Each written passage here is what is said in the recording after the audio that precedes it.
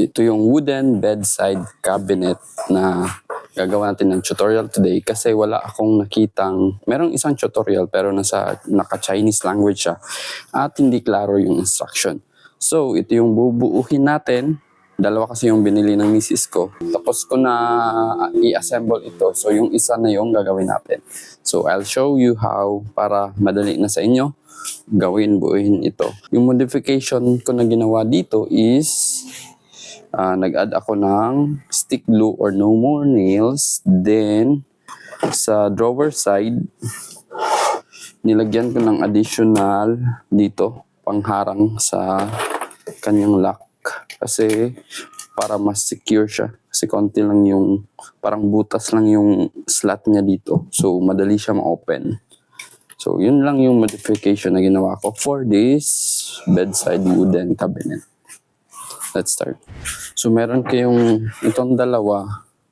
Ito yung sa gitna. Dalawang, parang patungan nung drawer. May dalawa kayong ganito. So, may dalawa siyang butas. Tapos, may dalawang two pieces ng itong malaki. Itong maliit, may 3 pieces. Ito yung para sa drawer. Then, ito yung up and down niya. Like that. So, yung up niya is itong may line. Ito yung sa taas. Then, yung sa baba is itong may dalawang butas. So, yan yung lagayan ng gulong niya. So, ganyan siya. Ganyan yung form niya. Ayan. Tapos, ito yung dalawang sa gilid. Dalawa yung... So, may dalawa tayong panel para sa gilid. Nakaganyan siya. So, yung style niya is itong malaking circle nasa taas siya. Taas. Parang ganito yung niya. So, baliktad. Okay. Ganito yung forma niya pag naka-assemble. Ganyan. Ganyan siya. So, yung malaking circle is nasa taas na side. Then, itong apat na circle, meron pa pala. Yung drawer niya is ito.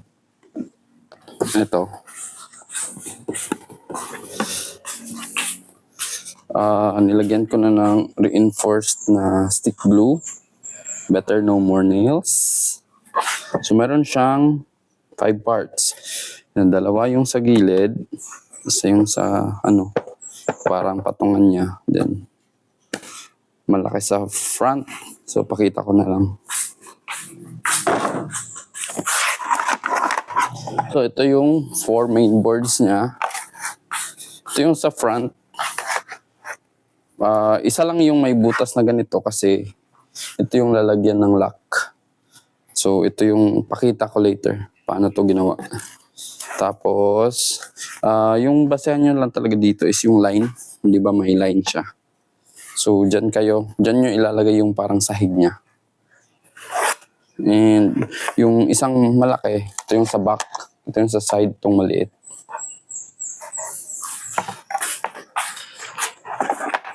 Okay, yung screws.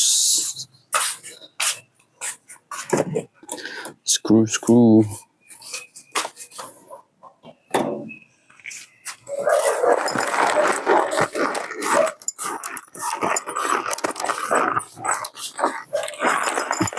Okay, so ito yung niya. Ito yung handle para sa front dito.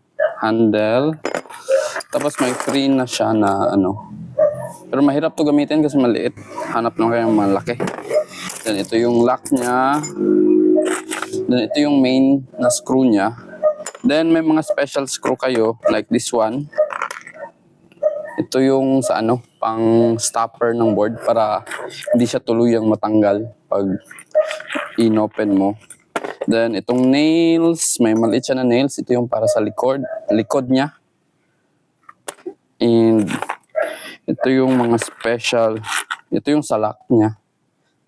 Yung sa handle. Sa ito. dito. Yan. Tapos ito yung special na screw niya.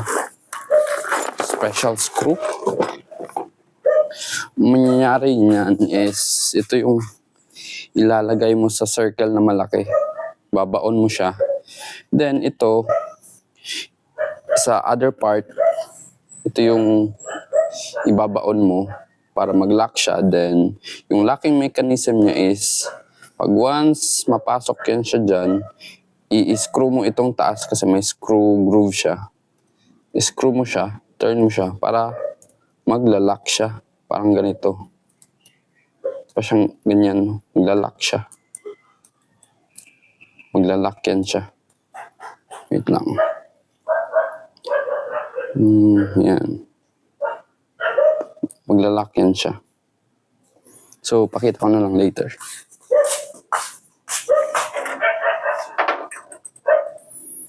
Kasi nalagay ko na siya, ganito lang. Yung mga malalaking butas, so, bale, nalock ko na siya. Kaya, pakita ko na lang. Yung malalaking butas, ito yung ilagay nyo. But make sure na ito is, di ba may butas siya sa gilid. Make sure nyo lang na itong side, itong open side, meron kasi itong closed side. So, itong open side, nakaganyan siya sa opening. Para, paglagay mo nito sa other side, makakapasok siya. Then, ito-turn mo yan ng screw para mag-lock siya. So, hihigpit siya pasok. Okay? So, important thing is ganyan mo siya pagkalagay open. Like that. Ang yung opening niya is naka-point dito sa butas. Bale, yung pagkalagay ko nito is ito lang. Binaon ko siya dyan. Ini-screw ko lang. After screwing niya, after mo ma-screw, or better, lagyan mo ng glue first bago mo i-screw para tumigas talaga siya. Kasi madali lang talaga yan mahugot if mapapwersa na siya. So, yan yung ginawa ko. Dalawa ang need niya. Sa front, ito yung, ganyan siya. Ito yung may drawer na holder. Yan. So, ito yung gagawin na natin yung drawer. So, first, if pwede ka ma-ask ng help, maghanap ka ng helper para mas madali mo siyang magawa. Okay, ito yung 4 parts natin. 4 main parts plus yung 1 small board. Na-assemble ko na kasi yung iba, kaya ayun.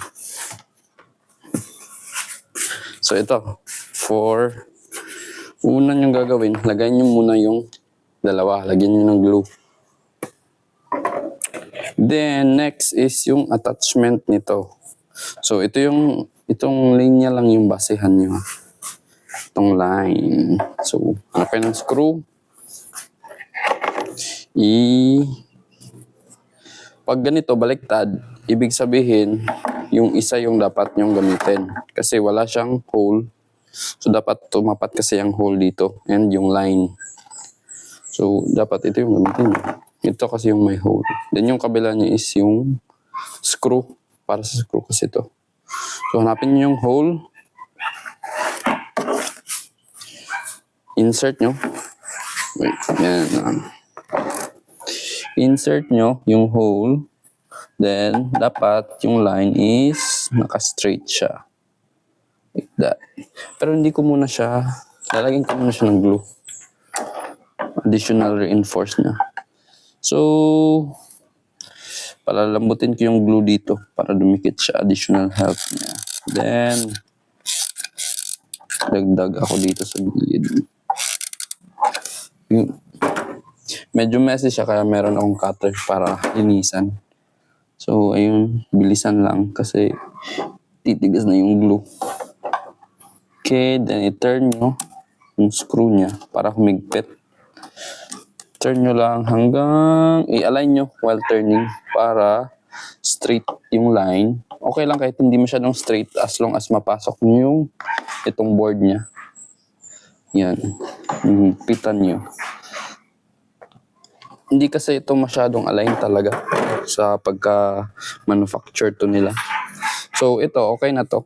Ganitong ano, kahit hindi siya masyadong, as long as pwede mapasok yung ano niya, sahig. Okay, so next step, linisan lang natin ito mamaya. Kasi pag patigasan yung glue. Okay, tapos reinforce ko pa to ng glue later. So next, dito sa kabilang side, ito yung butas, then alignment, then add ng glue. Hindi, palambutin ko muna yung dating glue dito para hindi siya humarang. Add ng additional glue.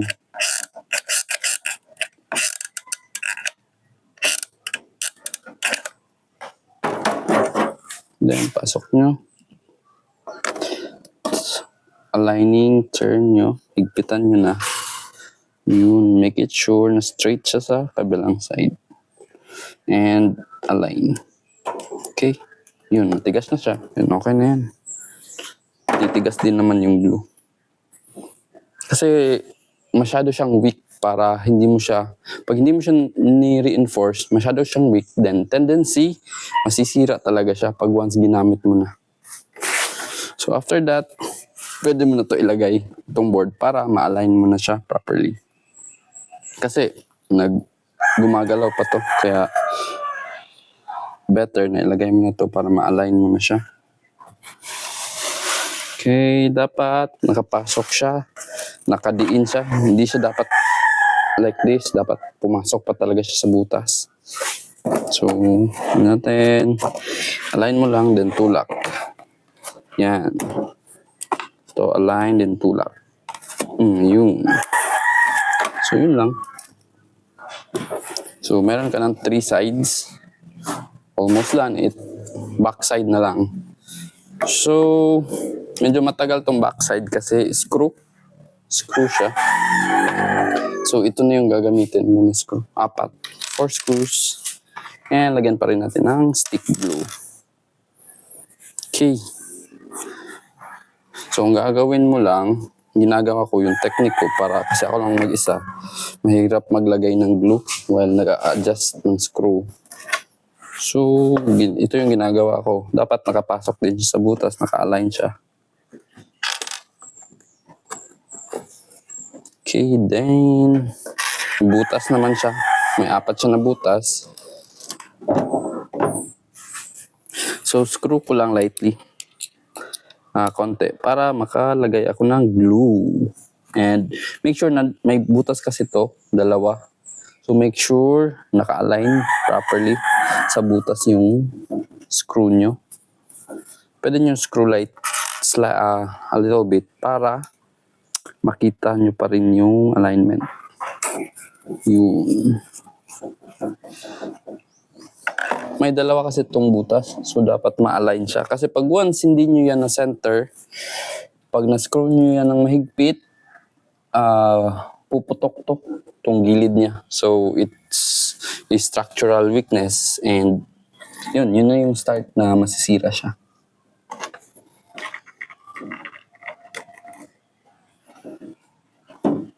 Yan.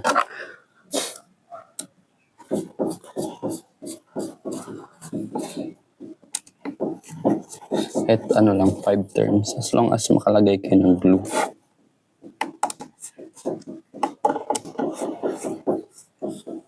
Kati ng ilong ko. Okay. So ayan. May konti siyang opening. So yung ginagawa ko, bago ko siya higpitan, mag-a-add ako ng glue. So, mas maganda yung glue gun na yung heavy duty. Yung malaki. Kasi ang tagal nung maliit eh. Pero mas maganda yung no more nails dito. Kasi mas matibay yun. Pero okay na din tong stick glue. Okay na siya for reinforcement. Pero lagyan nyo pa rin ng stick glue sa loob para Mas matibay siya. Okay, kadalasan sa screw niya is infinite yung ano niya, ikot. So, tama-tama lang para at least ano. Kaya kailangan mo talaga i-reinforce kasi hindi naglalak yung screw niya. So, important note, kung stick glue nyo, yung gamitin nyo is wala siyang stick glue marking sa loob na side kasi mahirap i-pull yung drawer kung may stick glue dun. Anyway, later ko na lang i-explain. So, additional stick glue.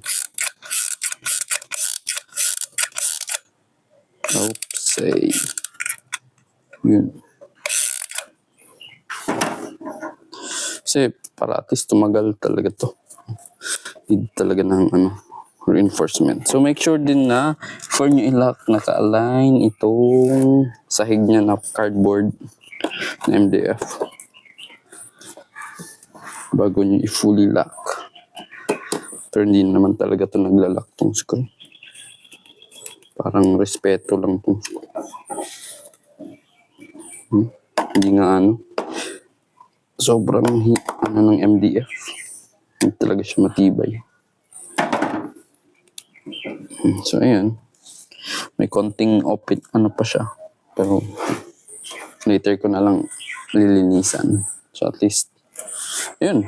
Nabuo na yung drawer natin. So, pakita ko pa yung lock. So, additional reinforcement. Lagyan ko ng glue yung gilid niya. Every corner niya, lagyan ko ng additional stick glue.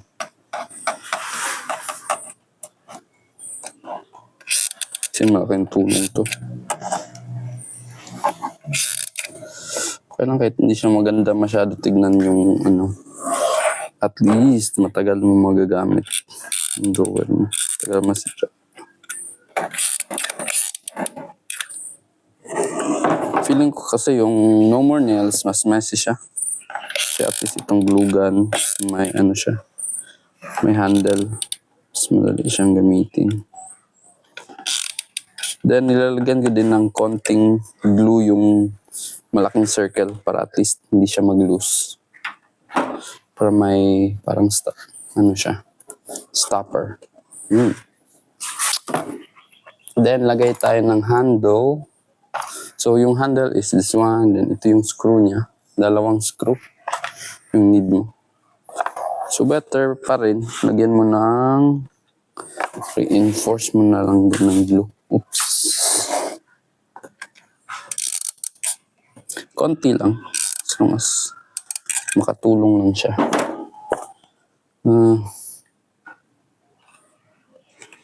Pero mas better last mo na ilagay itong handle.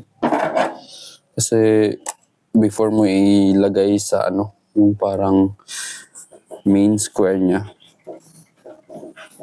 Kasi madami ka pang i-adjust yun. So, for demo lang to. Yun yung experience ko dito sa first na pagbuo ko. Better later na. So, hindi pa talaga siya kailangan pa talagang hindi pa talaga siya centered talaga. Loose ko muna. Ito, so hindi siya masyadong align. So, i-loose mo muna konti. Then, pihit konti. Para mag-align siya.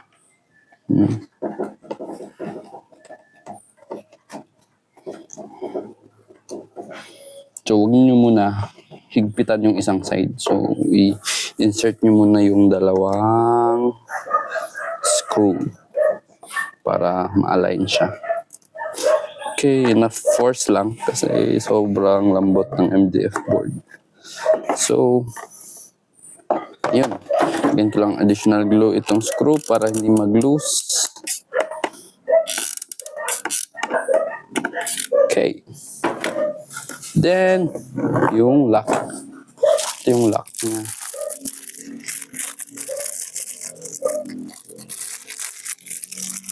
Feeling ko same lang yung niya. So, yung lock niya is meron siyang ring. Feeling ko ma-open mo tong isa. Gamit yung isang lock. Try nga natin. Oo. Generic talaga. Oh, ay. Okay. So may sarili talaga siyang lock. 8, 9, 8. Okay. So, hindi mag-work. Iba-iba yung susi niya. Better. Okay. So, itong lock niya, yung gamit nito is 4 na maliit na screw.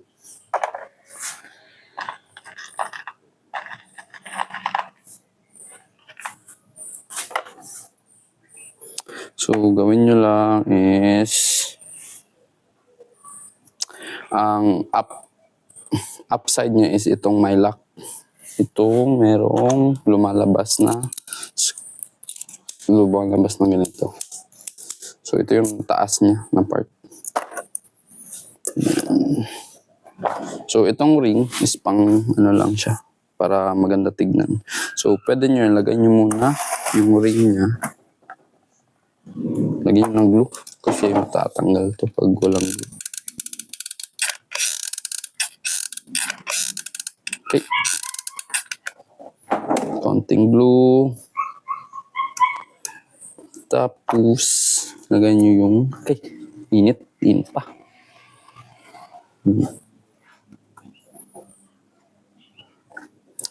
Kailangan kasi lagyan kasi loose yan pag ano, walang glue. Yun. Then, konting additional glue na naman. Then, lagay tayo ng screw. Okay, 4 na screw. Make sure nyo lang na straight.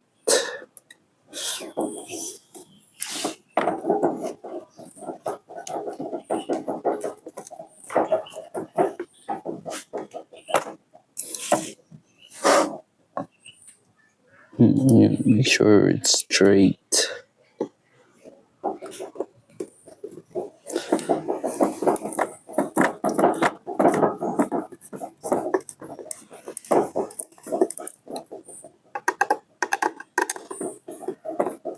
Oops. Yun, dapat not over tighten. So, itong ano niya, itong lock niya, dito yun papasok.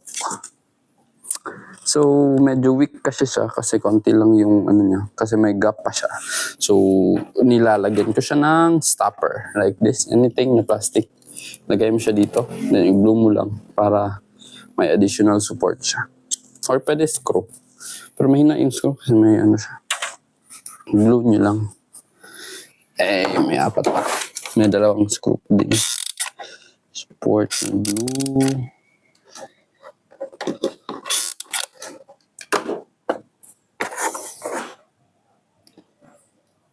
So, okay lang yung glue kasi maki-clean up nyo naman yan later pag tumigas na.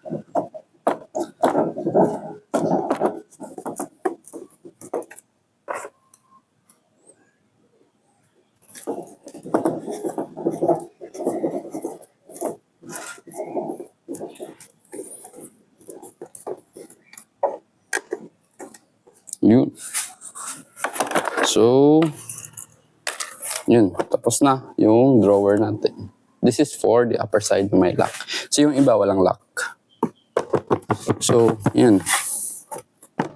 So, buuhin na natin yung main boards niya.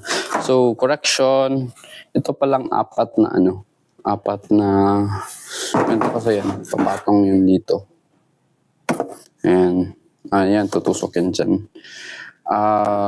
Dapat pala, sa front, ito yung front niya na side. Then, ito yung back area niya. So, yung dalawang ano is front side. Ito yun, dito yung drawer. Ito yung back side niya. And, yung dalawang malaking board niya, yung manipis. Sa likod, ito siya. Ito yung gamit ng nails. So, ganyan siya. Dalawa. Ganyan. So, Pwede mo siya i-nail and pwede din glue. So, combination yung ginamit ko.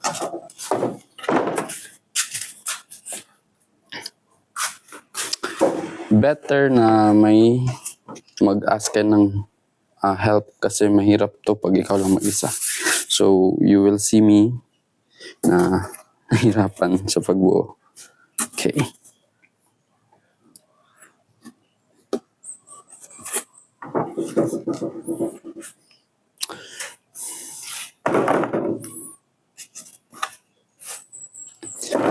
Another tip is, ito yung pinaka-crucial na part dito sa build. Dapat ito is aligned talaga siya.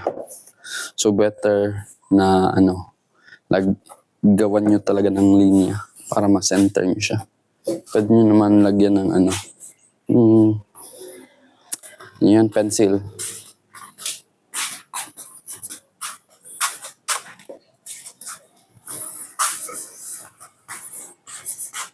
So, ang gawin nyo para ma-center nyo talaga siya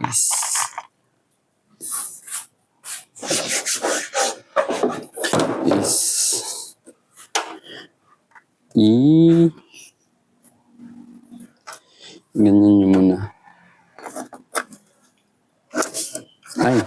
So, better siguro yung maliit na screw. Kasi magmamark lang naman muna tayo.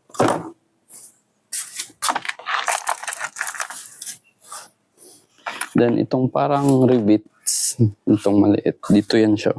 Stopper siya sa drawer. Itong tatlo. Yan. Baon nyo lang yung tatlo dyan. Itong tatlo. Yan. Stopper yan ng drawer. Okay.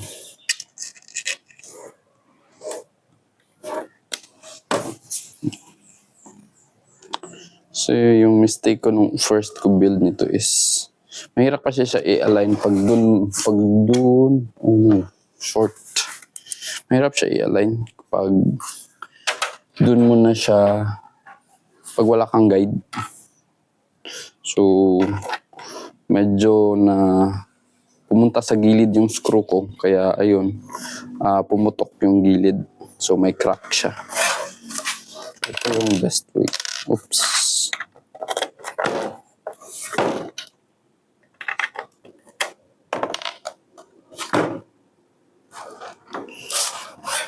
Wait lang.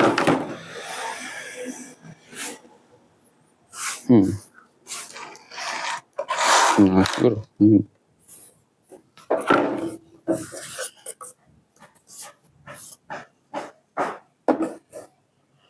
Tama.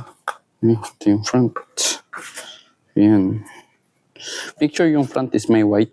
Kasi pag ito, walang white, yun yung backside niya. So, ito yung mga literal na mga damage niya.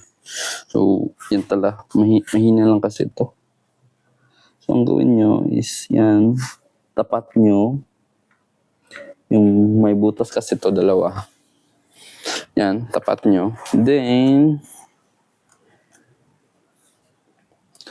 make sure na center siya. Then, lagyan nyo ng line. Para may guide kayo later. Kasi pag once, konti lang kasi yung gap niya.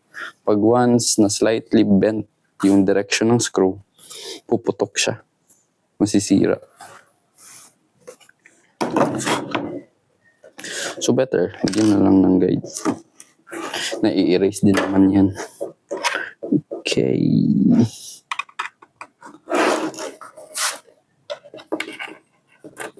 Ito yung mistake na na-learn ko sa first build.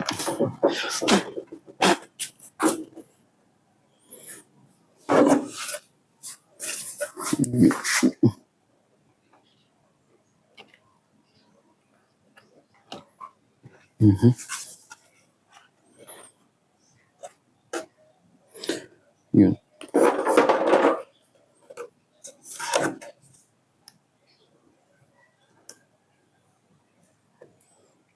Sure, gawin nyo lang yung best nyo na mas straight siya. This.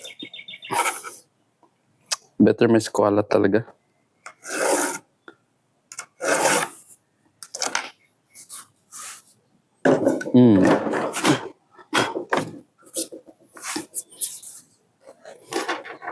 kabilang side pa.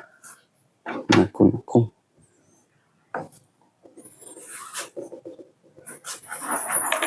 Tapos may guide na kayo sa side. So, ito yung taas. Yan, may crack. So, same talaga. Okay.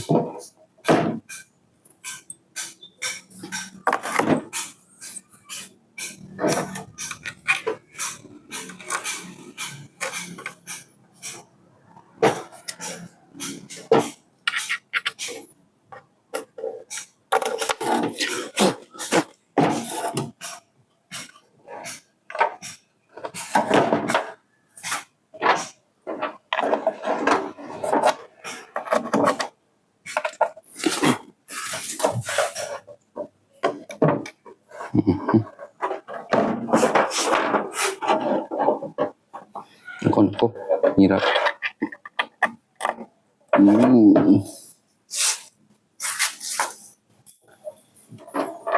Just relaxing naman to. Mag-build yun lang. Medyo mahirap siya pag first time. Kaya gumawa tayo ng tutorial. Pwede ko naman din ito baliktarin para Oops. Yun.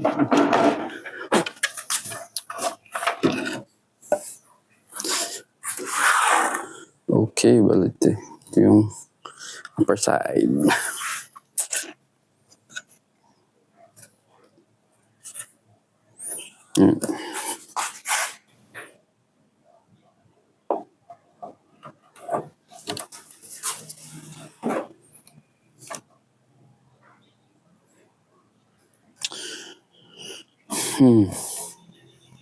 So, yung binibase ko is dito dapat sa Oops. Dito sa baba. Yan.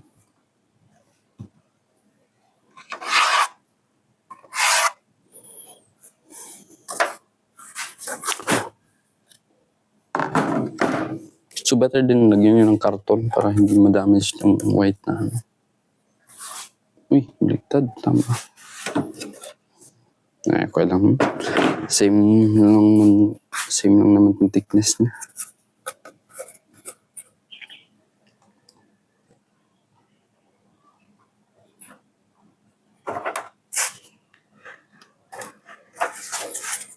Okay.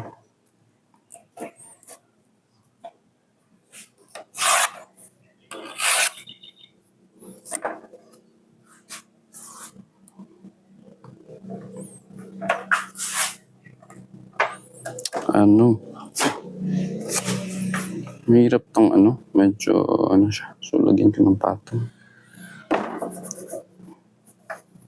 Ulitin natin kasi hindi siya align masyado.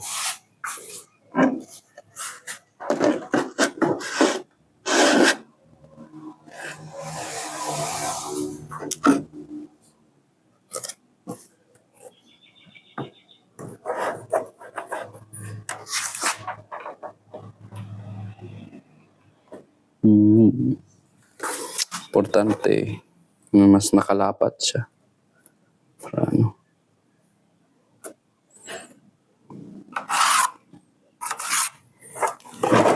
Oops. Tulog pa.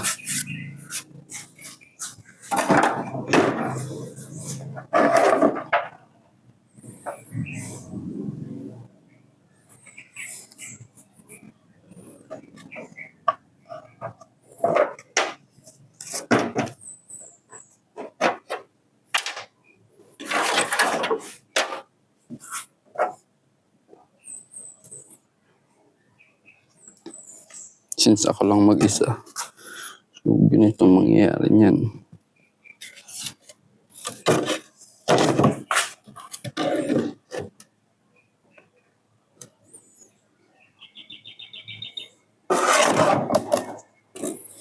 Better talaga. I-glue ko muna.